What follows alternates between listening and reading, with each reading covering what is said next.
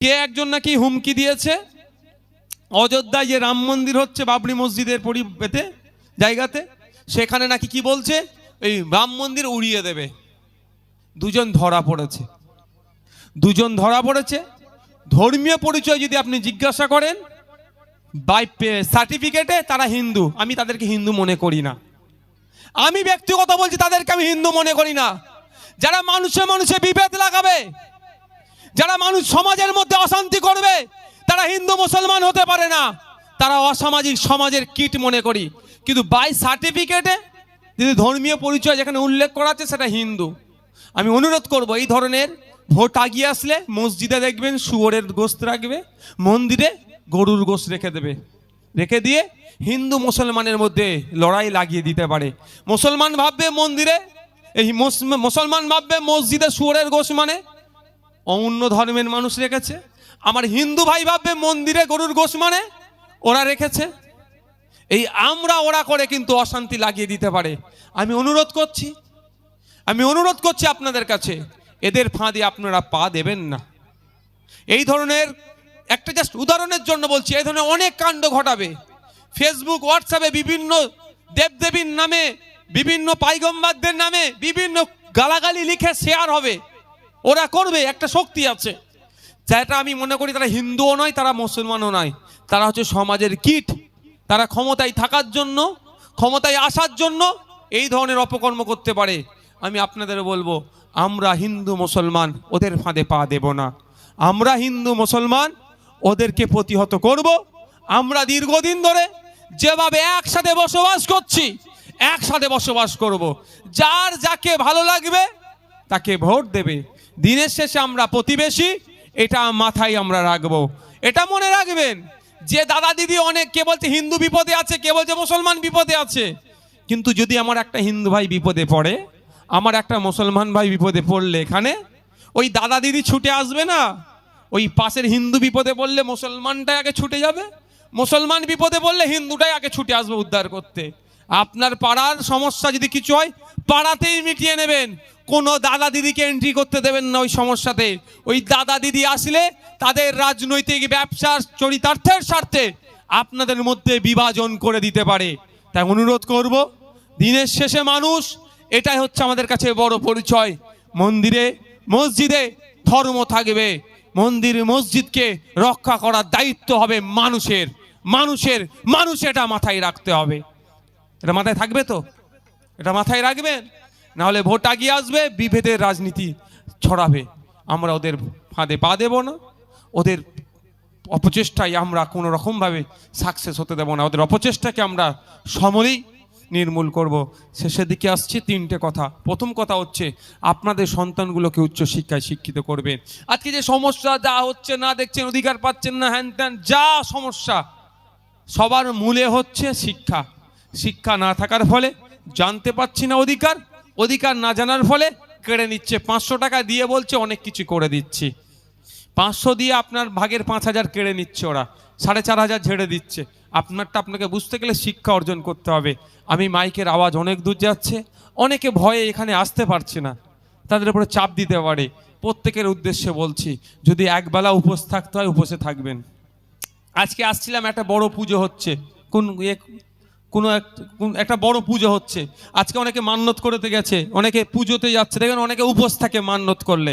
তো আর অনেকে রমজান মাসে আমরা রোজা রাখতে হয়, অনেকে এমনি নফল রোজা রাখে, এমনি স্বাভাবিকভাবে আমরা উপোস আর রোজাই থাকি। যদি একবেলা উপোস থাকতে হয় উপোস থাকবেন, একবেলা রোজা রাখতে হয় রোজায় থাকবেন, কিন্তু আপনাদের ছেলেগুলোর পড়াশোনা না বন্ধ হয়। আপনাদের কাছে অনুরোধ করছি, যদি একবেলা না খেয়ে থাকতে হয় পড়াশোনা করার জন্য ছেলেগুলোর, তাই না খেয়ে ওই টাকা দিয়ে পড়াশোনা করাবেন, কিন্তু পড়াশোনা না বন্ধ হয়, কি দলিত কি আদিবাসী কি মুসলিম যে আছে না কেন অধিকার সম্পর্কে জানতে পারবেন। আমি জাস্ট একটা কথা বলবো, এসটি এসসি সমাজের মানুষ আমার মনে হয় এখানে বেশি আছে, তাই তো? হিন্দু সমাজের মধ্যে এসটি এসসিরা এখানে বেশি আছে। আমি তাদের উদ্দেশ্যে বলছি, একটা আইন আছে না, prevention of 1989 ST SC atrocities act, একটা আইন আছে। এই আইন সম্পর্কে আমার তো মনে হয়, আমি শুরু থেকে এই পর্যন্ত দেখলে আমার খুব ভালো লাগলো। সমস্ত ধর্মের মানুষজন আমাকে দেখার জন্য এসে রাস্তার ধারে দাঁড়িয়েছিলেন, ওখানে এসসি সমাজের এসটি সমাজেরও মানুষজন হয়তো আছেন, তো তাদের উদ্দেশ্যে বলছি, মাইক তো অনেক দূরে লাগানো আছে, একজন জানতেন এই আইনটা স্পেশালি এসটি এসসি অর্থাৎ দলিত আদিবাসী ভাইদের জন্য তৈরি করা হয়েছে। 1989-এ একটা আইন তৈরি করা হয়েছে, স্পেশালি এসটি এসসি অর্থাৎ দলিত আদিবাসী ভাইদের জন্য একটা আইন তৈরি করা হয়েছে, যে আইনে অনেক কিছু তারা ফ্যাসিলিটি পাবে আইনের মাধ্যমে। জাস্ট আমি একটা উদাহরণের জন্য বলছি, আমাদের অনেক সময় উকিলের প্রয়োজন হয়, তো দলিত আদিবাসী ভাইয়েরও তো উকিলের প্রয়োজন হয়। ওই আইনটা বলছে কোনো সময় দলিত আদিবাসী ভাইদের আইনের প্রয়োজন হলে সরকার থেকে বিনামূল্যে আইনি পরিষেবা দিতে হবে। কটা ভাই পেয়েছে? কটা ভাই পেয়েছে? আপনাদের এখানে আজ থেকে জিজ্ঞাসা করবেন আপনাদের এখানে যারা সমস্ত আছে, যাচ্ছে কজন পেয়েছে? পায়নি।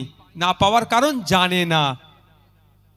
আজকে যদি আমরা পড়াশোনা করি, আমাদের ছেলে মেয়েদেরকে উচ্চশিক্ষায় শিক্ষিত করি, আমাদের ছেলে মেয়েরা পড়াশোনা করে জেনে আমাদেরকে বলতে পারবে। আর তৃণমূল কংগ্রেস কোনোদিন জানাবে না, ও জানাবে না। কারণ কি? যদি আপনি আইনি সহায়তা বিনামূল্যে পেয়ে যান, তাহলে পার্টি অফিসে গিয়ে বলবেন, দাদা আমার একটু সমস্যা হচ্ছে, এটা দেখে দাও, ওটা বলবেন না, আপনি ডাইরেক্ট আইনের কাছে চলে যাবেন, পার্টি অফিসে আর ভিড় হবে না। বা আপনার দেখছি করে অমুক দিনে অমুক প্রোগ্রাম আছে, আইরে একটু আমার সাথে পার্টির ভিড়ও হবে না। ফলে ওরা আপনাদেরকে জানায় না। যারা সংখ্যালঘু সমাজের আছে, এত হা উতাসার জায়গা কেন? এত হা উতাসার মধ্যে আছেন কেন? সংবিধান খুলুন না, আপনার অধিকার এখানে সুনিশ্চিত করা আছে। উদাহরণের জন্য বলছি, আপনি শিক্ষা প্রতিষ্ঠান তৈরি করুন, সিলেবাস আপনি করুন, আপনি শিক্ষক নিয়োগ করুন, আপনি ড্রেস কোড দেবেন, সরকার টাকাটা শুধু দেবে। এটা হয়? এটা হয় না। কারণ কি? আমি আপনি বেশি জানি না, বেশি মানুষ আওয়াজটা তুলছে না, ফলে সরকার দিচ্ছে না, নিজের মতো করে চালাচ্ছে। তাই আমি বলবো, যেটা একবেলা যদি উপোস থাকতে হয় থাকবেন, একবেলা যদি রোজা থাকতে হয় থাকবেন, আপনাদের সন্তানগুলোকে উচ্চশিক্ষায় শিক্ষিত করুন। সাথে সাথে এটা বলবো, ঘাটেশ্বর অঞ্চল কমিটির যারা দায়িত্বশীল আছে, তাদেরকে আমি দায়িত্ব দিয়ে যাচ্ছি, অর্থের অভাবে কারো সন্তানের না পড়াশোনা বন্ধ হয়ে যায়। উচ্চশিক্ষায় শিক্ষিত কারো ছেলে যদি হতে চায়, অর্থের অভাবের জন্য হচ্ছে না। আপনারা নির্দ্বিধায় আমাদের যারা অঞ্চল কমিটি আছে যোগাযোগ করবেন। কে দলিত, কে আদিবাসী, কে হিন্দু, কে মুসলমান আমরা দেখব না, আমরা দেখব আমরা ভারতীয়। আমরা দেখবে একটা ছেলেকে উচ্চশিক্ষায় শিক্ষিত কিভাবে করতে পারি, সেই জন্য তার পড়াশোনার দায়িত্ব আইএসএফ তুলে নেবে। তথা আপনাদের বড় ভাইজান পীরজাদা আব্বাস সিদ্দিকী নিজের কাঁধে আপনার এলাকার সন্তানের শিক্ষিত হওয়ার দায়িত্ব তুলে নেবে। আমাদের সাথে যোগাযোগ করবেন, অঞ্চল কমিটি আছে। সাথে এটা বলবো, যারা তৃণমূল করে, এমনও আছে তৃণমূল করে ভালো লাগে, তৃণমূল করতে করুক, আমাদের কোনো অবজেকশন নেই, কিন্তু তারও আর্থিকভাবে হয়তো সে দুর্বল, তার সন্তানকে উচ্চশিক্ষায় শিক্ষিত করতে পারছে না আর্থিক দুর্বলতার কারণে। তাদের উদ্দেশ্য বলছি, গোপনে আমার সাথে যোগাযোগ করুন, প্রকাশ্যে আসতে হবে না, আমি আপনার প্রকাশ্য নামও বলবো না, গোপনে আমাদের সাথে যোগাযোগ করুন। আপনার পরিচয় গোপন রেখে আপনার সন্তানেরও উচ্চশিক্ষার দায়িত্ব আমাদের বড় ভাইজান কাঁধে তুলে নেবে। আমরা এই সমাজ ব্যবস্থাটা চাইছি, আমরা ওরা চাইছি না, আমরা মানুষ এই সমাজ ব্যবস্থা চাইছি। তা অনুরোধ করব, আপনাদের সন্তানগুলোকে উচ্চশিক্ষায় শিক্ষিত করুন। দ্বিতীয় কথা হচ্ছে সৌজন্যতার রাজনীতি।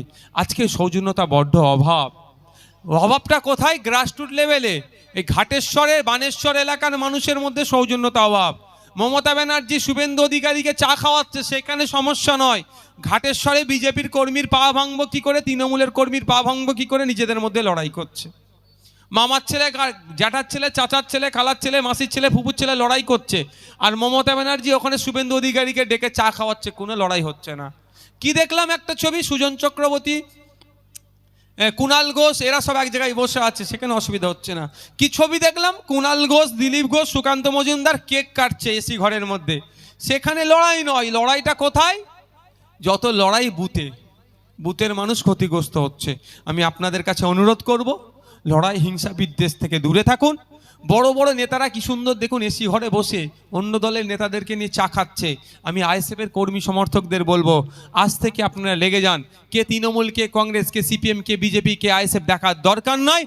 দিনের শেষে আপনার এলাকার প্রতিবেশী, ওটা মাথায় রেখে বড় নেতারা যদি এসি ঘরে বসে চা খেতে পারে, আপনারা অন্তত নন এসিতে বসে চা খাবেন তৃণমূলের নেতাদেরকে ডেকে, কোনো সমস্যা নেই আমাদের। এই সমাজ ব্যবস্থা চাই। বড় নেতারা এসি ঘরে বসে চা খাবে, সেখানে লড়াই হবে না। আর লড়াই করতে হবে বুথে, ওই মারামারি বুথে বন্ধ করতে হবে, বুথের মারামারি বন্ধ করতে হবে। আমি আপনাদেরকে ঢালাও পারমিশন দিলাম, বুথে বসে আপনারা কে তৃণমূলকে আইএসএফকে কংগ্রেস দেখার দরকার নেই, সবার সাথে সৌজন্যতার রাজনীতি করবেন। তৃতীয় হচ্ছে প্রশাসন বন্ধুকে সবসময় সহযোগিতা করবেন, ওরা আমাদের বন্ধু, আমাদের শত্রু নয়। হ্যাঁ, কিছু মানুষ, কিছু পুলিশের অফিসার আছে যারা বিকিয়ে গেছে, তাদেরকে ধিক্কার জানাই, তাদের অপেক্ষায় আছি আমরা।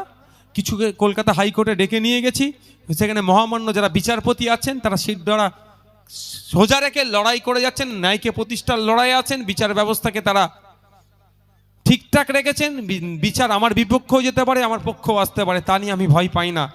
তারা সিদ্ধারা সোজা রেখে কাজ করে যাচ্ছেন, তাদেরকে স্যালুট জানাই, তাদের কাছে আমরা হাজির করে দেব। কিন্তু আপনারা আইন হাতে তুলে নেবেন না, প্রশাসন বন্ধুদেরকে সবসময় সহযোগিতা করবেন। এই বলে বক্তব্য শেষ করছি। যারা উপস্থিত হয়েছেন প্রত্যেককে ধন্যবাদ জানাচ্ছি, যারা আজকের এই রক্তদান শিবিরে রক্ত দিয়েছেন তাদেরকেও ধন্যবাদ জানাচ্ছি। আমাদের মধ্যে এখন অতি সংক্ষিপ্ত বক্তব্য দেবেন আমাদের রাজ্য কমিটির সাধারণ সম্পাদক বিশ্বজিৎ মাইতি মহাশয়। তার সাথে সাথে আমি আমাদের যে সমস্ত কৃতি ছাত্রছাত্রী যারা আছেন তাদেরকে সংবর্ধিত করব, আমি তাদেরকে বলবো প্রস্তুত নিতে।